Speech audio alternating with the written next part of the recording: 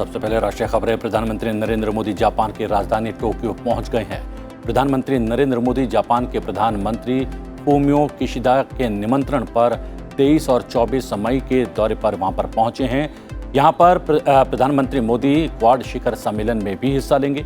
Tokyo में भारतीय समुदाय के लोगों ने प्रधानमंत्री का जोरदार स्वागत किया। लोगों ने कहा कि हम जापान में प्रधानमंत्री मोदी का स्वागत करते हुए खासे खुश हैं। उनकी ऊर्जा लाजवाब है। उन्होंने हमें हमेशा गर्वित किया है। लोगों ने भारत के प्रधानमंत्री के लिए भारत मां का शेर के नारे भी लगाए। आज प्रधानमंत्री जापान के बिजनेस लीडर्स से मुलाकात करेंगे। वे Indo Pacific economic partnership launch करेंगे और जापान में भारतीय समुदाय से मिलेंगे। आपको बता दें कि प्रधानमंत्री जापान के प्रधानमंत्री के निमंत्रण पर जापान के 2 दिवसीय दौरे पर हैं। जापान में लगभग 40 घंटे के अपने प्रवास के दौरान प्रधानमंत्री विश्व के 3 नेताओं के साथ बैठक करेंगे और साथ ही 23 कार्यक्रमों में शामिल होंगे।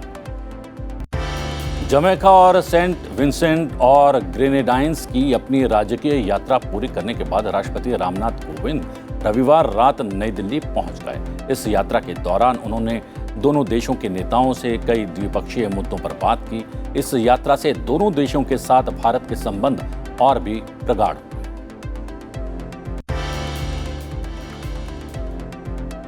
WHO के महानिदेशक ने रविवार को बड़ी घोषणा की, जिसमें उन्होंने वैश्विक स्वास्थ्य को आगे बढ़ाने और क्षेत्रीय स्वास्थ्य मुद्दों के नेतृत्व के लिए उत्कृष्ट योगदान को मान्यता देने के लिए 6 पुरस्कारों का ऐलान किया। WHO ने रविवार को भारत की 10 लाख महिला आशा कार्यकर्ताओं को देश में ग्रामीण क्षेत्रों तक स्वास्थ्य सुविधाएं मुहैया कराने और कोरोना काल में महामारी पर लगाम लगाने के अथक प्रयासों के लिए सम्मानित किया। ये आशा कार्यकर्ता भारत सरकार से मान्यता प्राप्त हैं और ग्रामीण भारत में स्वास्थ्य सेवा पहुंचाने की प्रथम इकाई हैं। इनमें से अधिकांश ने भारत में महामारी के चरम के दौरान घर घर जाकर कोरोना पीड़ितों का पता लगाया। इस उपलब्धि पर प्रधानमंत्री नरेंद्र मोदी ने आशा कार्यकर्ताओं को बधाई दी। इस बीच सेना प्रमुख जनरल मनोज पांडे ने LOC के आसपास के क्षेत्रों का दौरा किया। इस दौरान उन्हें स्थानीय कमांडर्स द्वारा मौजूदा सुरक्षा स्थिति से अवगत करवाया गया। सेना प्रमुख ने सभी रैंकों को समान जोश और उत्साह के साथ काम करने का आह्वान किया। असम में बाढ़ का कहर जारी है। यहाँ भूस्खलन में करीब 24 लोगों की मौत हो चुकी है। असम के 22 जिलों में 7 लाख से ज्यादा लोग प्रभावित हैं। आपदा प्रबंधन प्राधिकरण के मुताबिक 91,518 लोग इस समय 269 राहत शिविरों में रह रहे हैं। 152 राहत वितरण केंद्र प्रशासन ने स्थापित किए हैं। आपदा प्रबंधन प्राधिकरण ने बताया कि बाढ़ में फंसे हुए करीब 26,236 लोगों को बचाया गया है। भारतीय सेना, राज्य आपदा प्रतिक्रिया बल, राष्ट्रीय आपदा प्रतिक्रिया बल और स्वयंसेवक बाढ़ में फंसे लोगों को सुरक्षित जगहों पर पहुंचाने में लगे हुए हैं। आज से एशिया कप पुरुष हॉकी टूर्नामेंट की शुरुआत हो रही है और आज भारत पहले ही मैच में पाकिस्तान से मुकाबला करेगा। इंडोनेशिया के जकार्ता में आज से शुरू हो रहे एशिया कप पुरुष हॉकी टूर्नामेंट में मौजूदा चैंपियन भारत आज अपने अभियान की शुरुआत करने वाला है और अभियान की शुरुआत पाकिस्तान के खिलाफ करने वाला है। वीरेंद्र लाकड़ा की कप्तानी में भारतीय टीम पाकिस्तान के साथ मैच खेलने वाली है। पूल ए में भारत, जापान, पाकिस्तान और मेजबान इंडोनेशिया हैं, जबकि पूल बी में मलेशिया, कोरिया, ओमान और बांग्लादेश की टीम शामिल हैं। इससे पहले 2017 में बांग्लादेश के ढाका में भारत ने मलेशिया को हराकर यह खिताब जीता था। और अब बात राज्यों की खबरों की। दिल्ली, नोएडा समेत पूरे NCR में हफ्ते का पहला दिन राहत की फुहारें लेकर आया। आज तड़के दिल्ली, नोएडा, गाजियाबाद में सीजन की सबसे अच्छी बारिश ने तबीयत तर कर दी। पिछले 2-3 दिनों से शाम को आंधी और बूंदाबांदी हो रही थी, लेकिन फिर भी गर्मी का एहसास था। आज सुबह अचानक आसमान में काले बादल घिर आए और बारिश शुरू हो गई। हालांकि मौसम विभाग के मुताबिक गर्मी का टॉर्चर अभी बाकी है, जो हफ्ते के आखिर में फिर से शुरू हो सकता है। दिल्ली में तीनों नगर निगमों का विलय हो गया है। गृह मंत्रालय के अनुसार दिल्ली नगर निगम संशोधन कानून 2022 कल से लागू हो गया है। भारतीय प्रशासनिक सेवा के वरिष्ठ अधिकारी ज्ञानेश भारती को दिल्ली नगर निगम का आयुक्त बनाया गया है। मंत्रालय ने भारतीय प्रशासनिक सेवा के ही एक अन्य वरिष्ठ अधिकारी अश्विनी कुमार को दिल्ली नगर निगम का विशेष अधिकारी नियुक्त किया है। दिल्ली नगर निगम संशोधन विधेयक इसी वर्ष संसद के बजट सत्र में पारित हुआ था। इसका उद्देश्य अधिक पारदर्शिता, सुशासन और दिल्ली की जनता के लिए बेहतर सेवाएं उपलब्ध कराना है। केंद्र सरकार के पेट्रोल और डीजल पर उत्पाद शुल्क में कटौती के बाद 3 राज्य सरकारों ने भी टैक्स में कमी की घोषणा कर दी है। इससे इन राज्यों में पेट्रोल और डीजल के दाम कुछ और कम हो जाएंगे।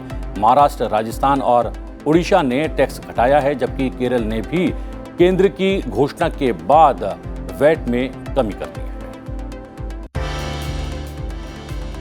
जम्मू कश्मीर के रामबन जिले में राष्ट्रीय राजमार्ग पर हुए सुरंग हादसे की जांच को लेकर केंद्र सरकार ने रविवार को 3 सदस्यीय पैनल गठित किया है और एहतियाती कदम उठाने के लिए भी कहा है। वहीं भविष्य में ऐसी घटनाओं से बचने के लिए भारतीय राष्ट्रीय राजमार्ग प्राधिकरण ने शुरुआती प्रक्रिया शुरू कर दी है। सुरंग का एक हिस्सा ढहने से 10 मजदूर इसके नीचे दब गए थे। बाद में उनके शव बरामद किए गए। वहीं उत्तर प्रदेश में सिद्धार्थनगर जिले में एक सड़क दुर्घटना में 8 लोगों की मौत हो गई है। ये दुर्घटना राष्ट्रीय राजमार्ग 28 पर जोगिया कोतवाली क्षेत्र के निकट खड़े ट्रक से एक जीप के टकराने से हुई। जीप में 11 लोग सवार थे। मुख्यमंत्री योगी आदित्यनाथ ने इस दुर्घटना पर दुख व्यक्त किया है। उन्होंने अधिकारियों को घायलों की हर संभव सहायता करने का निर्देश जारी किया है। केंद्रीय गृह मंत्री अमित शाह के बंगाल दौरे के 1 महीने के भीतर ही राज्य में भारतीय जनता पार्टी को एक और झटका लगा है। भाजपा के लोकसभा सांसद अर्जुन सिंह कोलकाता में पार्टी महासचिव अभिषेक बनर्जी की मौजूदगी में टीएमसी में शामिल हो गए हैं। हाल ही में भाजपा सांसद ने राज्य नेतृत्व पर आरोप लगाया था कि संगठन में एक वरिष्ठ पद पर रहने के बावजूद उन्हें ठीक से काम नहीं करने दिया जा रहा है। केंद्रीय अन्वेषण ब्यूरो यानी कि सीबीआई ने पश्चिम बंगाल स्कूल सेवा आयोग की सलाहकार समिति के 5 सदस्यों के खिलाफ प्राथमिकी दर्ज की है। एजेंसी ने ये कदम राज्य सरकार से सहायता प्राप्त स्कूलों में समूह सी के कर्मचारियों की भर्ती में कथित अनियमितताओं की जांच के तहत उठाया है। उन्होंने बताया कि केंद्रीय एजेंसी ने प्राथमिकी में समिति के पूर्व अध्यक्ष शांति प्रसाद सिन्हा, स्कूल सेवा आयोग के पूर्व अध्यक्ष सौमित्र सरकार, आयोग के पूर्व सचिव अशोक कुमार साहा और इसके पूर्व कार्यक्रम अधिकारी समरजीत आचार्य को नामजद किया है। समाजवादी पार्टी में अंदरूनी मतभेद के संकेत मिले हैं। पार्टी के वरिष्ठ नेता आजम खान 22 मई को विधानसभा सत्र से पहले सपा प्रमुख अखिलेश यादव द्वारा बुलाई गई पार्टी के विधायकों की बैठक में शामिल नहीं हुए। प्रगतिशील समाजवादी पार्टी के प्रमुख शिवपाल सिंह यादव भी बैठक में नहीं पहुंचे। सपा नेताओं के मुताबिक हाल ही में जेल से छूटे रामपुर विधायक आजम खान स्वास्थ्य कारणों से बैठक में शामिल नहीं हो सके। खान के अलावा उनके बेटे अब्दुल्ला आजम और जसवंत नगर से सपा विधायक शिवपाल यादव भी लखनऊ में समाजवादी पार्टी मुख्यालय में हुई बैठक में शामिल नहीं हुए। अब रुख करते हैं अंतर्राष्ट्रीय खबरों की ओर। लेबर पार्टी के नेता एंथनी अल्बनीज पार्टी के 4 वरिष्ठ सदस्यों के साथ 31वें प्रधानमंत्री के रूप में शपथ लेंगे। वो अमेरिकी राष्ट्रपति जो बाइडेन और जापान और भारत के प्रधानमंत्रियों के साथ क्वाड शिखर सम्मेलन में भाग लेने के लिए टोक्यो जाएंगे। Earlier tonight, Scott Morrison called me to congratulate myself and the Labor Party on our victory at the election. Scott very graciously wished me well, and I thanked him for that, and I wish him well.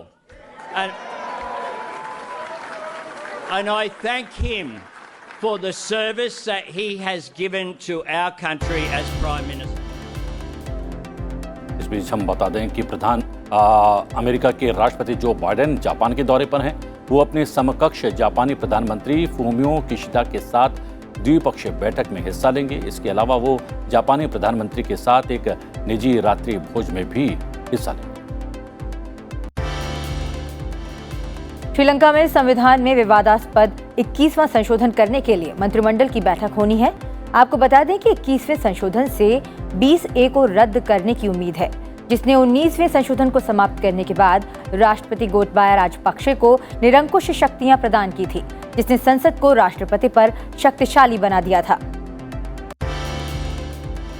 उधर Indian navy Bangladesh navy coordinate petroleum patrolling के चौथे संस्करण का आज आखिरी दिन है। 2 दिवसीय कार्यक्रम बंगाल की उत्तरी खाड़ी में शुरू हुआ। आज दोनों इकाइयां अंतर्राष्ट्रीय समुद्री सीमा रेखा के साथ संयुक्त गश्त करेंगी। पिछला INBN कॉर्पोरेट अक्टूबर 2020 में आयोजित किया गया था। दावोस में विश्व आर्थिक मंच की वार्षिक बैठक आयोजित की जा रही है। इस बैठक में स्विट्जरलैंड के राष्ट्रपति इग्नाजियो कैसेस और विश्व आर्थिक मंच के संस्थापक और कार्यकारी अध्यक्ष क्लॉस श्वाब स्विस आल्प्स में आयोजित वार्षिक बैठक में प्रतिनिधियों का स्वागत करेंगे।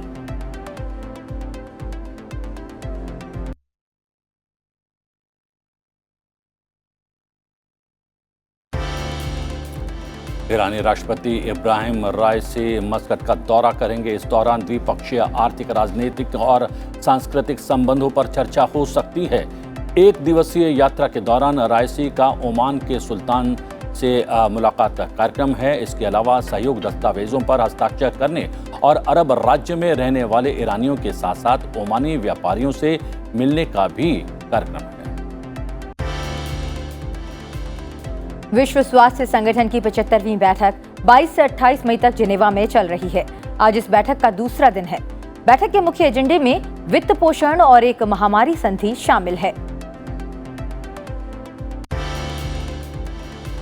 इंडोनेशिया पाम तेल निर्यात पर प्रतिबंध हटाने वाला है। आपको बता दें कि इंडोनेशिया ने घरेलू कमी की स्थिति में चॉकलेट, स्प्रिट से लेकर कॉस्मेटिक तक कई तरह के सामानों में इस्तेमाल होने वाली कमोडिटी की आपूर्ति को सुरक्षित करने के लिए पिछले महीने प्रतिबंध जारी किया था।